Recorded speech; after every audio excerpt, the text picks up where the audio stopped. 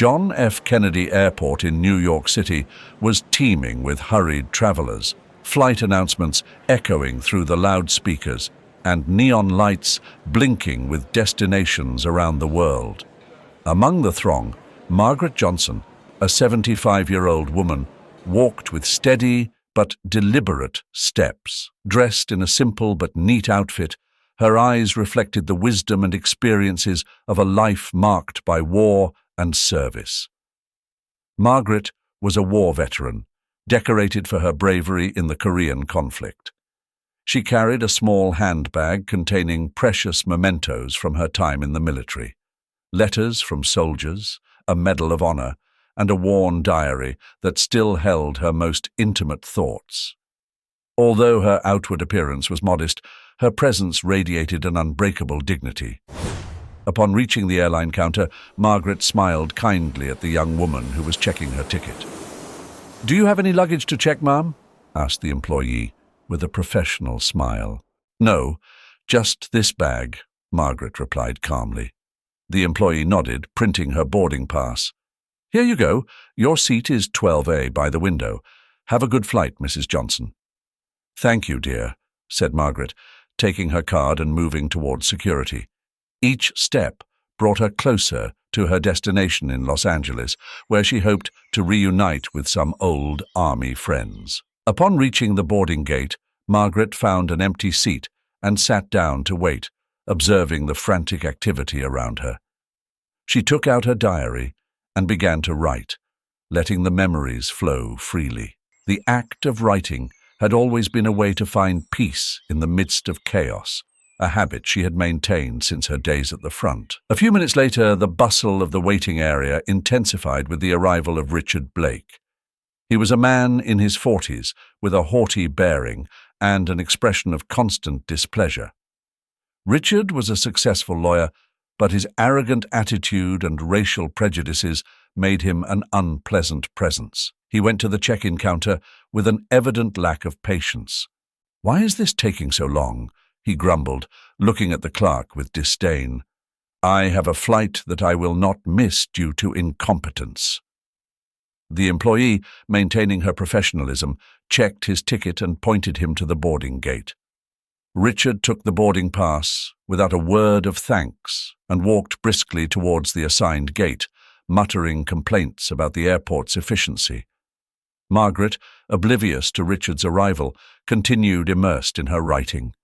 The words flowed as she remembered her fallen comrades, the dangerous missions, and the moments of camaraderie that had kept her strong during the darkest of times. For her, this trip was not only an opportunity to reunite, but also a tribute to those who had fought by her side. Finally, boarding began. Margaret got up carefully, picked up her bag, and joined the line of passengers. Upon reaching the entrance of the plane, she showed her boarding pass to the flight attendant, who gave her a warm welcome. "Welcome aboard, Mrs. Johnson. Your seat is 12A, right by the window," said the flight attendant with a smile. "Thank you," Margaret replied, walking down the aisle of the plane until she found her seat. She sat down, placed her bag under the front seat, and looked out the window, momentarily lost in thought.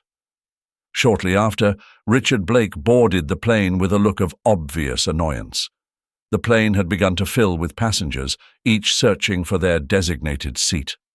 Margaret Johnson was already comfortably seated in seat 12A by the window, watching the activity on the runway through the glass. Next to her, in the empty seat 12B, she had carefully placed her handbag. Richard Blake walked down the aisle of the plane with a look of growing impatience. When he finally reached row 12, he stopped abruptly. There, in what he considered his seat, sat Margaret. His gaze hardened and his jaw tensed. "Excuse me, ma'am," Richard said, in a tone that did not hide his irritation. "That is my seat." Margaret looked up from the book she was reading, looking at him calmly. "My ticket says 12A, she replied, showing her boarding pass. Richard frowned, taking his own ticket and pointing to the seat number. "Look, ma'am, I paid for this seat, so please move." Margaret's serenity remained intact. "I also have seat 12A, she insisted softly. "There must be some mistake, but it is not mine." Richard's patience was wearing thin. "I don't think you understand, ma'am," he said, his voice rising. "This is my seat. Move right now." Richard's raised voice began to attract the attention of other nearby passengers, who began to murmur among themselves, watching the confrontation with interest and bewilderment. Margaret, keeping her cool, addressed him in a firm but respectful tone. "Sir, I understand your frustration, but shouting will not solve anything. The flight attendant can help us clear up this misunderstanding." Richard snorted, his face red with indignation. "Flight attendant, I need help!" he yelled, causing several heads to turn towards the scene. A young flight attendant named Anna approached quickly, with a professional but concerned expression. "What is the problem, sir?" she asked, looking at both of them attentively. "This lady is in my seat," Richard declared in a shrill voice. "I have 12A. Anna took the tickets from both passengers and examined them carefully. "Allow me a moment to verify this," she said, walking toward the front of the plane to consult the seating chart. As Anna walked away, Richard continued to look at Margaret with disdain. "Why can't you just move?" he muttered, loud enough for nearby passengers to hear. "This is ridiculous." Margaret chose not to answer, instead turning her attention back to the window, trying to maintain inner peace. The murmur among the passengers increased, creating a tense atmosphere in the cabin. Soon after, Anna returned with a clearer expression. "Mr. Blake, Mrs. Johnson," she began calmly. "It appears there has been a mistake with the seat assignment. The system showed that you both have seat 12A. However, we have found a solution. Mr. Blake, we can offer you a seat in first class at no additional cost." Richard crossed his arms, his face still showing displeasure. "I don't want a different seat. I want the one I paid for," he said stubbornly. The plane hummed with the low sound of the engines as passengers settled into their seats. In row 12, the confrontation between Margaret and Richard did not go unnoticed.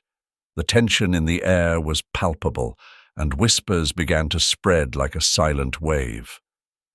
Tommy, a 10-year-old boy with curious eyes and a bright blue backpack, was sitting next to his mother, Sarah, a few rows behind Margaret. Tommy had been entertained with an adventure book, but now his attention was completely focused on the dispute unfolding before him. He remembered the stories his grandfather told him about bravery and sacrifice during the war, and he saw in Margaret a figure similar to those heroic tales. "Mum, why is that man yelling?" Tommy asked softly, with a mixture of curiosity and discomfort. Sarah, a woman in her 30s with an expression of determination, leaned toward her son and whispered, "Tommy, some people don't know how to behave respectfully. That man needs to learn to treat others with dignity."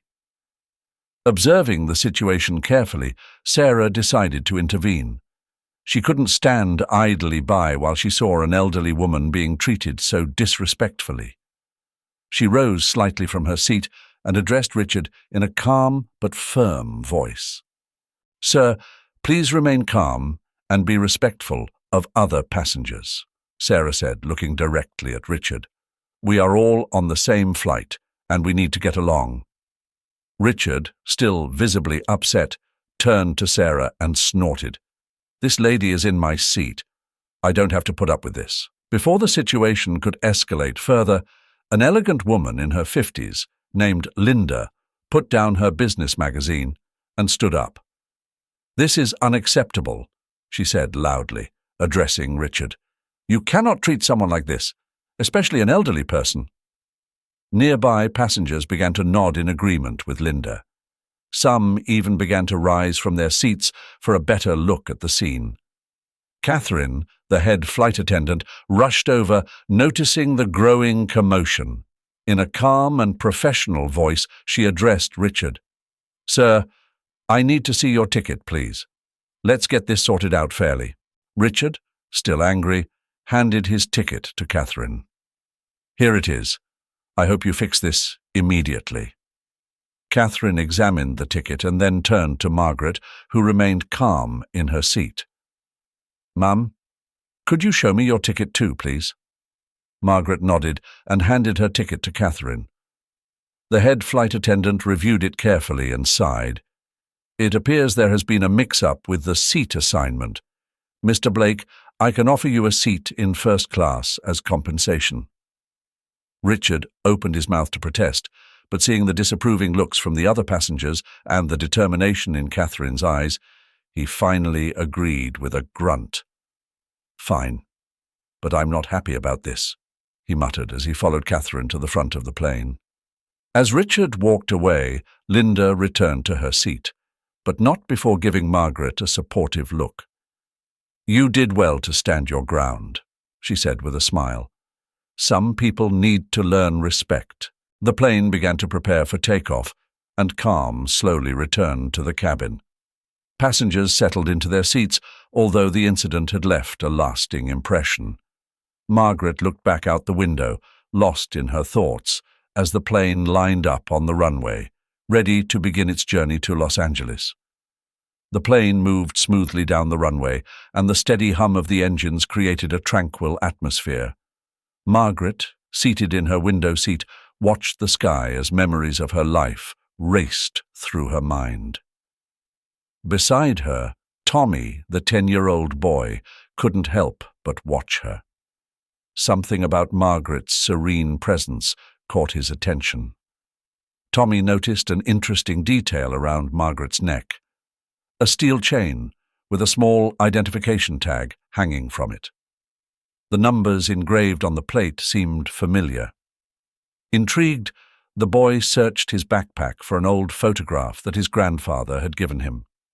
It was a black and white image of his grandfather during the war, posing next to a female soldier. The woman was wearing a chain identical to Margaret's. Tommy was perplexed, comparing the photograph with the woman sitting in front of him. Could it be the same person? His heart pounding with excitement, Tommy got up from his seat and approached Margaret. "Excuse me, ma'am," he said timidly, holding the photo in his trembling hands. "Is this you?" Margaret looked down at the photograph and her eyes widened in surprise. "Yes, it's me," she replied softly, taking the photo for a closer look. Tommy nodded vigorously. "He told me many stories about you. He said you saved his life in the war." Margaret smiled, her eyes shining with unshed tears. "Your grandfather was a brave man. I remember that day like it was yesterday. We were under enemy fire, and he was wounded. I couldn't leave him there." The small group of nearby passengers began to pay attention to the conversation, catching snippets of the story. An older woman sitting across the aisle leaned forward, interested in the unfolding narrative. "What happened next?" asked Tommy, his eyes filled with admiration and curiosity. Margaret took a deep breath and continued. "I managed to get him to safety and call for help. We spent many nights at the front looking after each other. Your grandfather always said that we were like family there, in the middle of the war." Tommy sat next to Margaret, fascinated by her words. The seriousness in her voice and the firmness of her memories showed the depth of her experiences. The nearby passengers were silent, respecting the conversation and the story that was unfolding. "And this chain?" Tommy asked, pointing to the tag around Margaret's neck. "My grandfather had one just like it." Margaret gently touched the tag with her wrinkled fingers. "They gave us these tags to identify us. This is mine. I have worn this chain ever since, as a reminder of the friends I lost and the moments we shared." The atmosphere in the cabin had been transformed. The respectful silence of the passengers was filled with a new appreciation for the woman seated among them. Margaret's story resonated with each of them, a silent connection between strangers who now shared a moment of profound humanity. A man in the row behind Tommy leaned forward. "Thank you for your service," he said softly, his words full of sincerity. Other passengers nodded, murmuring words of gratitude and respect. Margaret smiled, a little overwhelmed by the attention. "Thank you," she replied. "I never sought recognition. I just did what I thought was right." Tommy looked at Margaret with bright eyes. "I am very proud of you and my grandfather. Thank you for taking care of him." Margaret continued to tell her stories of the war, with Tommy by her side listening to every word with bright eyes. The airplane cabin was immersed in a reverent silence, broken only by the gentle hum of the engines and Margaret's calm voice. The atmosphere had changed.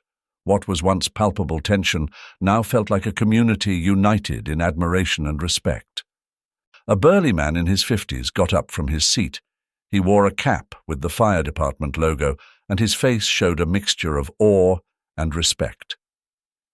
"Let me introduce myself," he said in a firm but friendly voice. "I'm Miguel, a firefighter for over 20 years.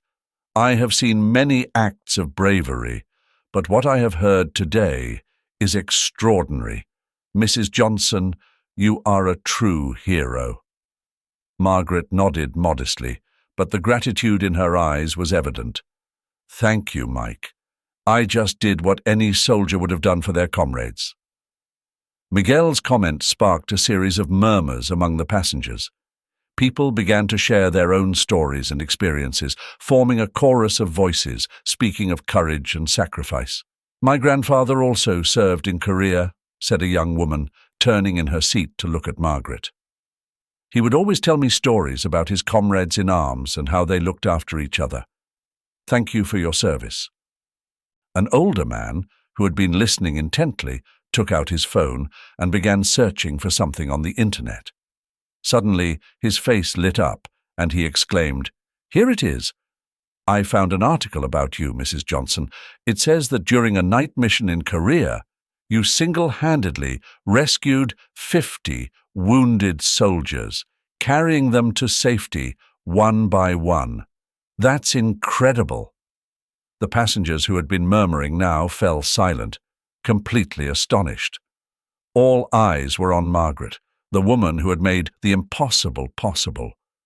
Margaret looked at the man with a nostalgic smile. It was a long and difficult night, but every life saved was worth the effort. War teaches us to value every moment and every person. The reaction in the cabin was immediate.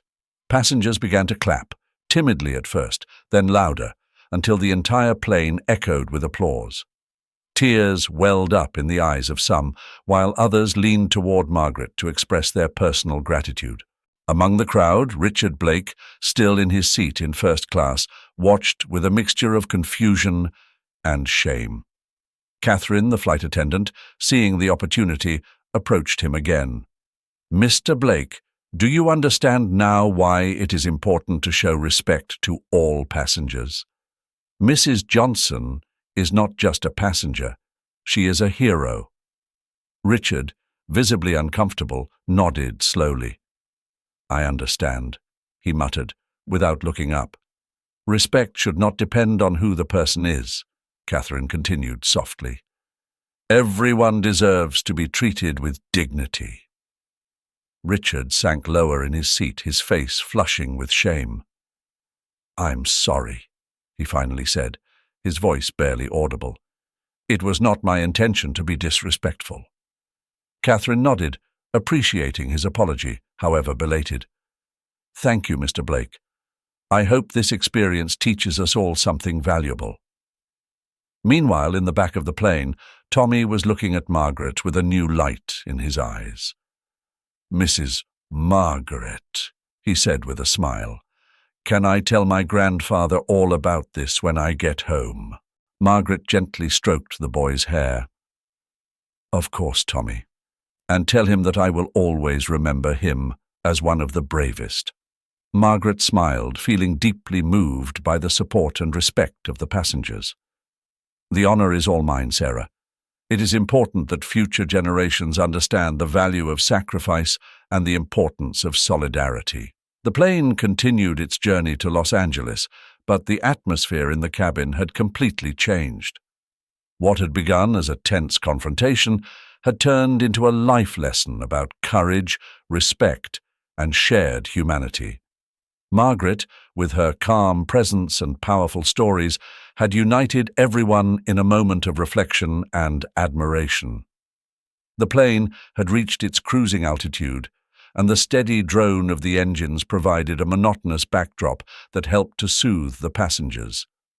Margaret Johnson, having shared moving stories of her time in the military, had returned to her seat by the window. She gazed out at the vast blue sky, letting her thoughts wander.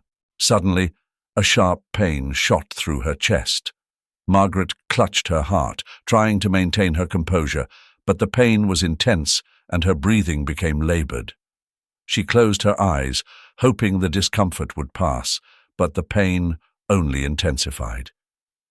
Tommy, who was sitting a few rows behind Margaret, was the first to notice something was wrong. "Mom, something's wrong with Mrs. Margaret," he said, pointing forward with concern in his eyes.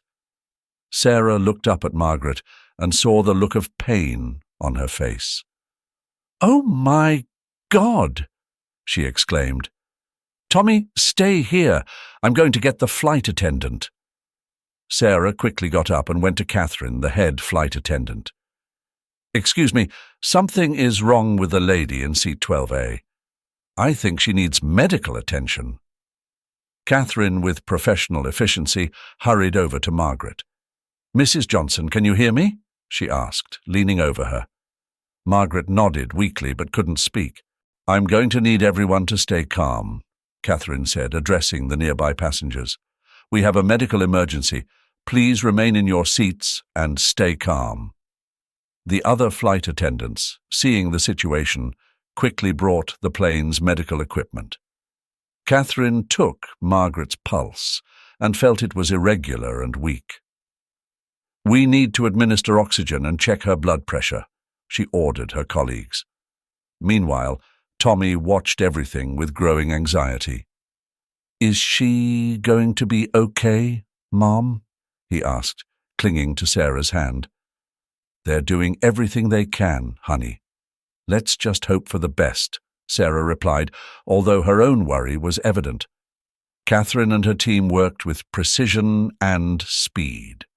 They placed an oxygen mask over Margaret's face and used a blood pressure monitor to track her vitals. "She's showing signs of a heart attack," Catherine told one of her colleagues. "We need to make an emergency landing and get her to a hospital." The pilot was informed of the situation and quickly made the decision to divert the flight to the nearest airport. "Ladies and gentlemen, this is the captain speaking. We have a medical emergency on board and will be making an emergency landing at the nearest airport. Please remain seated and follow all crew instructions." The pilot's announcement generated a mix of anxiety and concern among the passengers. Some murmured among themselves, while others watched silently, hoping for the best for Margaret. Miguel, the firefighter who had stood up for Margaret earlier, got up and approached Catherine. "Is there anything I can do to help?" he asked. "I'm a firefighter, and I have first aid training." Catherine nodded. "Please, help me keep her calm while we prepare everything for landing." Miguel knelt beside Margaret, speaking to her in a calm voice. "Mrs. Johnson, I'm here to help. We'll be landing soon, and they'll take you to a hospital. Just try to breathe slowly and stay calm." Margaret, despite the pain, found comfort in Miguel's words and the crew's efficiency. She closed her eyes, concentrating on breathing slowly as she felt the plane begin its descent. Tommy watched everything with worried eyes. "Mum, I hope she gets better. She's very brave." "I know, honey," Sarah replied, gently rubbing her son's back. "We're all hoping for the best for her." The atmosphere in the cabin was tense. Margaret lay back in her seat, pale and struggling to breathe. The passengers around her looked on with concern, aware of the seriousness of the situation. The captain had announced that they would make an emergency landing at the nearest airport, but time seemed to stretch endlessly. Tommy, his eyes filled with tears, clutched his mother Sarah's hand. "Mum, do you think Mrs. Margaret is going to be okay?" he asked, his voice trembling. Sarah, trying to stay calm for her son, replied softly, "We are doing everything we can, honey. Everyone here is praying for her." As the plane sped towards the airport, the crew and passengers joined forces. A passenger who was a doctor knelt beside Margaret, taking her pulse and administering oxygen. "We need to keep her stable until we land," he said firmly. An elderly woman sitting across the aisle began to murmur a prayer. Soon, other passengers joined in, forming a chorus of low but fervent voices. "Our Father, who art in heaven, hallowed be thy name." The words resonated softly in the cabin, creating an atmosphere of hope and solidarity. Tommy, still holding his mother's hand, closed his eyes and joined the prayers. "Please, God, help Mrs. Margaret. She's a good person and a hero," he whispered. Catherine, the flight attendant, moved quickly down the aisle, making sure everyone was safe and trying to keep the passengers calm. "We are just minutes away from landing," she announced, her voice full of determination. "The medical team is standing by at the airport. We'll do everything we can to ensure Mrs. Johnson receives the care she needs." As the minutes passed, Margaret's condition seemed to worsen. Her breathing grew shallower, and her skin paler. The passengers, aware of the gravity of the moment, leaned forward, offering words of encouragement and support. "Come on, Margaret," said Miguel, the firefighter, his voice firm. "You've been through worse. You can do this." A young mother with a baby in her arms, sitting a few rows ahead, looked back with tears in her eyes. "We're with you, Mom. Don't give up." The plane began its final descent, and the tension in the cabin heightened. The silence was broken only by the sound of prayers and whispers of encouragement. The doctor, still by Margaret's side, monitored her condition closely. "Stay calm," he told her softly. "We're almost there." Tommy, sensing the urgency of the moment, looked up at his mother. "Is there anything more I can do, Mom?" he asked desperately. Sarah stroked his hair tenderly. "You're doing a lot, Tommy. Just keep praying." Finally, the plane touched the ground with a loud thud. The passengers, gripping their seats, felt a momentary sense of relief, though they knew the ordeal was not yet over. The captain's voice echoed through the cabin. "We have landed at the nearest airport. Please remain seated while the medical team boards." A team of paramedics quickly entered the cabin carrying medical equipment and a stretcher. They headed straight for Margaret, beginning to assess her condition and prepare her for transport. "We need to move her fast," said one of the paramedics. "Every second counts." The passengers watched silently, some with tears in their eyes, as the paramedics worked quickly and efficiently. Tommy and Sarah followed their every move closely, their hearts filled with hope and fear. "Please save her," Tommy said, his voice barely a whisper. One of the paramedics turned to the boy and smiled warmly. "We're going to do everything we can, champ." The atmosphere in the airport emergency room was tense. The paramedics had rushed Margaret inside, leaving the passengers and crew in agonizing uncertainty. Tommy and Sarah remained near the entrance, watching anxiously as the medical team worked swiftly and precisely. Tommy clung to his mother's hand, his eyes filled with unshed tears. "Is she going to be all right, Mum?" he asked, his voice trembling. Sarah, with a lump in her throat, tried to offer comfort to her son. "We've done everything we can, Tommy. Now we have to trust the doctors." Meanwhile, outside, news of Margaret's situation spread quickly. Passengers who had witnessed the incident began sharing the story on social media. Margaret's bravery and heroism during the war became topics of conversation, drawing attention from people around the world. Anna, a young journalist who had been on the flight, wasted no time in documenting everything that had happened. With her camera in hand, she recorded interviews with passengers and crew members, capturing every moment of solidarity and support. She then uploaded the video to her news channel, accompanying it with a detailed article about Margaret's life and her heroic deeds. "It's amazing to see how a single person can inspire so many," Anna remarked as she posted the video.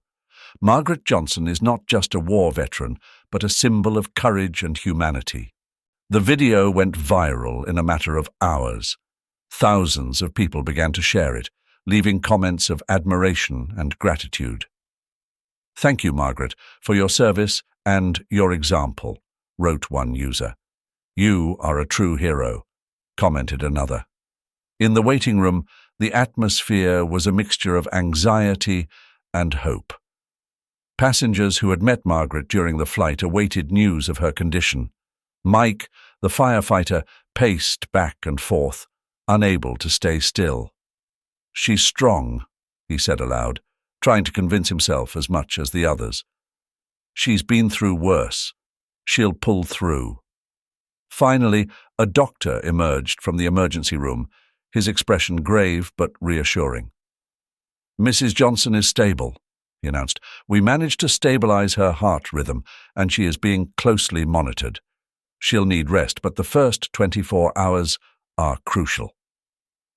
A sigh of relief swept through the room. Tommy and Sarah hugged tightly, feeling a heavy weight lift from their shoulders. "Thank God," Sarah murmured, tears in her eyes. Meanwhile, outside the airport, a crowd began to gather. News of Margaret's heroism and her medical emergency had drawn veterans, airport staff, and ordinary citizens alike, all united by their respect and admiration for her. Flags and banners with messages of support waved in the wind, creating an atmosphere of solidarity. Anna, moved by the community's response, decided to organize a small tribute at the airport. "Margaret deserves to know how much we value her," she said as she coordinated with airport staff to prepare the event.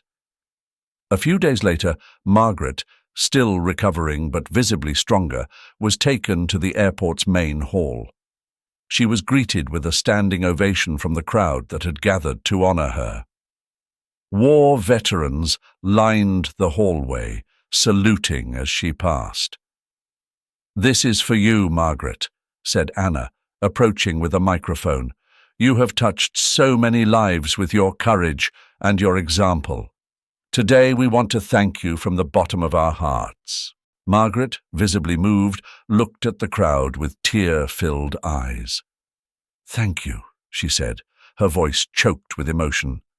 "I never expected anything like this.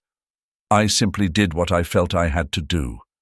I am overwhelmed by your love and support." Tommy, with his mother by his side, presented Margaret with a small commemorative medal. "For you, Mrs. Margaret," he said, his voice clear and full of admiration. "You are my hero." The crowd applauded, and Margaret accepted the medal with gratitude. "This is an honor I will never forget," she said, looking at Tommy and then at the others. "Thank you all for reminding me that kindness and bravery never go unnoticed." The ceremony at the airport was in full swing. The attendees applauded and cheered as Margaret Johnson, with an expression of humility and gratitude, received words of admiration from those around her. The atmosphere was one of deep respect for the courage and dedication Margaret had shown throughout her life. Tommy, his eyes shining with pride, held a small commemorative plaque in his hands. He walked to the podium, feeling the weight of responsibility and honor that had been bestowed upon him. He looked at his mother, Sarah, who smiled back with encouragement and support. Mrs. Margaret, Tommy began, his voice clear but emotional. On behalf of all of us here, I want to thank you. Not only did you save my grandfather's life, but you have also touched our hearts with your bravery and generosity. Margaret moved, bowed her head, and smiled as she listened to the boy's words. Tommy continued, holding the plaque high. We would like to present you with this award as a small token of our gratitude and respect. Thank you for all you have done for us and for our country. Margaret accepted the plaque with trembling but firm hands. Her eyes met Tommy's, filled with gratitude and pride. Thank you, Tommy, she said softly but clearly. This recognition means so much to me. It reminds me that true courage and true service are not about grand gestures, but about the small acts of kindness and respect we show each day. She then addressed the crowd, her voice resonating with sincerity. Throughout my life, I have learned that service and mutual respect are fundamental to building a better world. Seeing so many people here today, united by a common sense of gratitude and humanity, gives me hope for the future. Applause echoed through the hall, filled with energy and admiration. Margaret felt a deep warmth in her heart, a connection to every person present. The ceremony continued with more speeches and thanks. But for Margaret, this moment of human connection was the most valuable. At the end of the event, Margaret said goodbye to each of the attendees. Sarah and Tommy were the last to approach her. Sarah gave her a warm hug. Thank you for being such an inspiration to my son and to all of us. Margaret nodded, touched by Sarah's words. It's the future of children like Tommy that gives me hope. Thank you for raising him with such good values. Tommy, still holding the photo of his grandfather, smiled broadly at Margaret. I promise to take good care of this picture and always remember the stories you told me. Margaret gently stroked Tommy's head. I'm sure you will, dear. Never forget that true courage is in the heart of each and every one of us. As Margaret walked out of the airport, she paused for a moment to look up at the blue sky. Planes were taking off and landing, each carrying people with their own stories and destinations. The bustle of the airport contrasted with the inner peace she felt. Several days after the moving ceremony at the airport, a special veterans reunion was held at a nearby community center. The atmosphere was one of camaraderie and respect, with flags on display and photographs from days gone by adorning the walls. Veterans greeted each other and shared stories, reminiscing about times of service and sacrifice. Margaret Johnson, still recovering but visibly stronger, arrived at the event accompanied by Sarah and Tommy. The welcome was warm and full of admiration. Among those present, many of whom had been rescued by Margaret during the war, were old friends and comrades in arms. Tommy's grandfather, John Lorry, was there as well, thrilled to be reunited with the woman who had saved his life. When Margaret saw him, her eyes filled with tears of joy. John, she said, her voice trembling, it's wonderful to see you after all this time. John smiled and hugged Margaret tightly. Thanks to you, I'm here to watch my grandson grow up, he replied gratefully. I can never thank you enough for what you did. The atmosphere at the reunion was one of deep respect. Veterans shared stories of courage and survival, and all agreed on the importance of remembering and honoring those times. In the midst of the reunion, a small ceremony was organized to recognize Margaret for her heroic actions. Tommy, his chest swelling with pride, was chosen to present the award to Margaret. He walked up to the podium with the medal in hand, his eyes shining with admiration. Margaret, visibly moved, accepted the medal with a grateful smile. Thank you, Tommy, she said, looking out at the audience. This recognition is an honor I hold dear to my heart. I have always believed in the importance of service and mutual respect. You have reminded me that those values still endure." The audience erupted in applause, and many stood to honor Margaret. The atmosphere was one of unity and recognition, a testament to the lasting impact of her actions. Among those present, Richard Blake, the man who had caused such a commotion on the plane, stood in a corner, visibly nervous. He had attended the reunion hoping to make amends for his mistakes. As he watched Margaret receive her award, he felt a pang of guilt and regret. When the ceremony was over, Richard timidly approached Margaret. "Mrs. Johnson," he began, his voice trembling, "I want to apologize for my behavior on the plane. I was disrespectful and had no right to treat you that way. Please accept my sincere apologies." Margaret looked at him with a calm but firm expression. "Thank you for your apology, Richard. We all make mistakes, but the important thing is to learn from them and do the right thing in the future." Richard nodded, visibly relieved. "I promise to be a better person and treat everyone with the respect they deserve," he said, his voice full of determination. Margaret smiled and extended her hand. "I wish you well, Richard. True courage sometimes lies in admitting our mistakes and making amends." As the hours passed, the reunion continued with laughter, hugs, and shared memories. Margaret, surrounded by friends and admirers, felt deeply grateful for the opportunity to reconnect with so many important people in her life. At the end of the day, as she prepared to leave, Margaret looked around with a sense of satisfaction and hope. Life had thrown her many challenges, but it had also given her moments of incredible beauty and human connection. Sarah and Tommy walked her to the exit. "Thank you for everything, Mrs. Margaret," Sarah said. "You have inspired us all." Tommy, still holding Margaret's hand, smiled broadly. "You are my hero, and you always will be," he said proudly. Margaret leaned down and kissed Tommy's forehead. "Thank you, little one. You are a hero too for showing so much courage and kindness."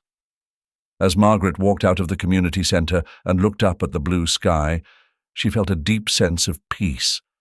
Her story had touched many lives, and she knew that her legacy of courage and service would continue to inspire others. With a heart full of gratitude and a mind full of memories, Margaret walked toward the future, knowing that she had left an indelible mark on the world and in the hearts of those she had met. Hello, everyone. Thank you for joining us on this incredible journey. Margaret Johnson's bravery and sacrifice have taught us a profound lesson about the power of kindness, respect, and humanity. We hope this story has inspired you as much as it has inspired us. If you enjoyed this video, don't forget to like and subscribe to our channel so you don't miss out on any of our future exciting and valor-filled stories. Leave your comments below and let us know which part of Margaret's story touched you the most. We'd love to read your thoughts and learn how this story has touched your heart. Remember, each and every one of us has the power to make a difference in the lives of others. So, let's be courageous, show respect, and work together to make this world a better place. Until next time, stay inspired and keep being amazing. See you in our next video.